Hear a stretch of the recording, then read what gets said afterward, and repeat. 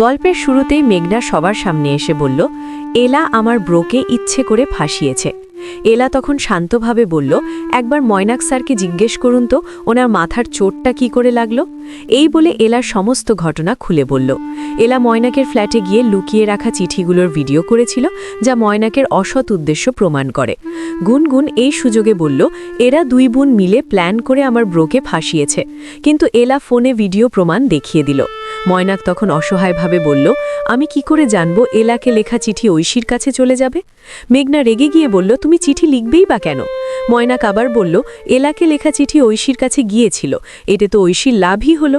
ঐশী চিৎকার করে বলল, আমার লাভ ক্ষতি নিয়ে তোমাকে ভাবতে কে বলেছে? একসাথে দুটো মেয়েকে ঠকিয়েছ তুমি, ফ্রড।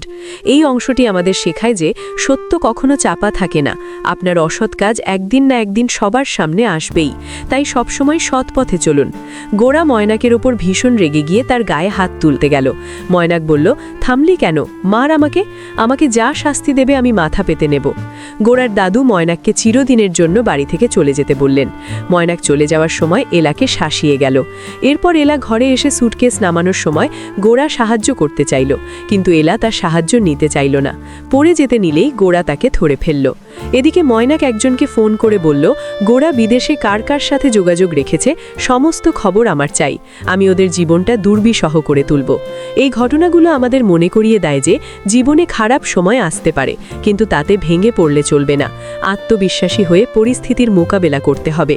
আপনারা যদি এই ধরনের আরও মোটিভেশনাল গল্প শুনতে চান তাহলে কমেন্টে জানান এবং আমাদের ভিডিওটি শেয়ার করতে ভুলবেন না।